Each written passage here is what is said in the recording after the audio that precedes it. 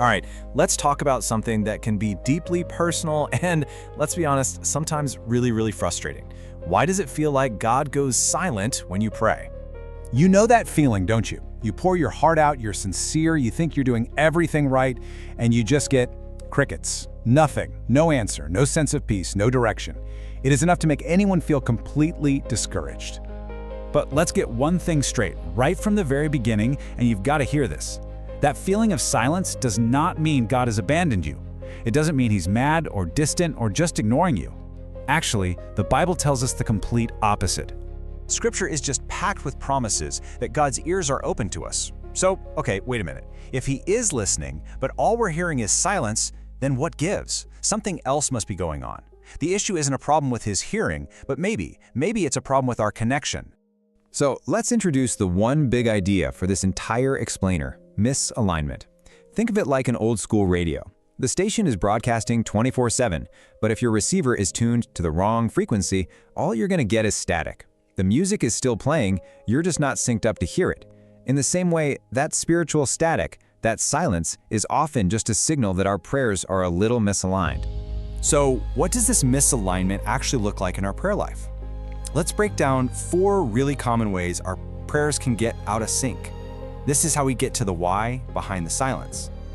First up, and this is a big one, we have the prayer of control versus the prayer of surrender. This is when we come to God not to align with his plan, but to convince him to get on board with ours. We've got it all figured out, right? And we're just here to present our list of demands. But real prayer, it's not about negotiation. It's about surrender. And this just nails why that doesn't work. The book of James is crystal clear. When our motives are wrong, when we're just trying to control a situation for our own comfort or our own gain, those prayers can go unanswered. When we refuse to let go of the steering wheel, heaven waits. Okay, the second misalignment is a little more subtle. It's the difference between praying from our emotions versus praying from a place of faith. Now, let's be really clear. God welcomes our tears and he absolutely hears our desperate cries. But those feelings themselves, they aren't faith. Faith is something much deeper. It's that quiet, steady trust that holds on, even when our emotions are going haywire. So here's the crucial point. Faith is kind of like the currency of heaven. It's what God responds to. Emotion-led prayers can be a total roller coaster, right? They rise and fall with how we feel in the moment. But faith-led prayer, that gives a steady, unwavering foundation that connects right to the heart of God. Now this next one, this can be the hardest one to hear. It's how our horizontal relationships, the ones with people, directly affect our vertical one with God.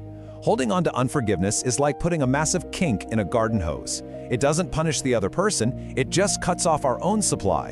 And the instruction here couldn't be more direct. Forgiveness isn't just a nice little suggestion. Jesus basically presents it as a prerequisite, step 1, for effective prayer. An open line to God requires an open heart towards others. And our final misalignment has everything to do with our focus. I mean, think about it. How often are our prayers just about getting relief? God, fix this problem, change this person, get me out of this uncomfortable situation. Our whole focus is on changing our circumstances, but God, he's often far more interested in changing us through those circumstances. This verse from Romans just gets right to the heart of it.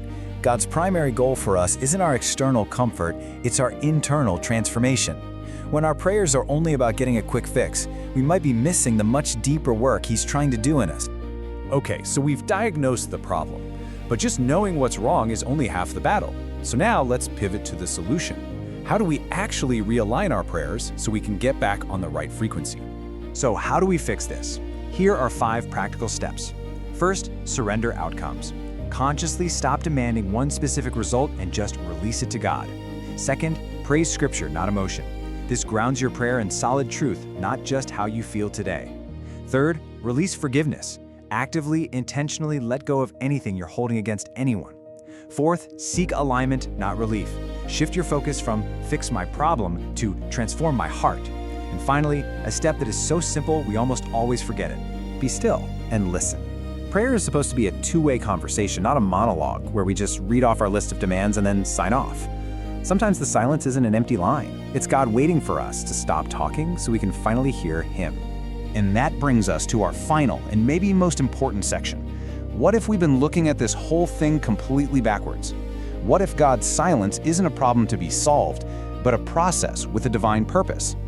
Here is the key takeaway. If you are in a season of silence, please hear this. It is far more likely to be a sign of preparation than it is of rejection. He isn't pushing you away. He might be getting you ready. So what could that preparation look like? Well, maybe he's working on a deeper issue in your heart that needs to be healed first. Maybe he's lovingly removing all the other noise and distractions in your life, so his voice is the only one you can clearly hear. Or maybe, just maybe, he's preparing you to be able to handle the very thing you've been asking for. And here's the beautiful promise in all of this.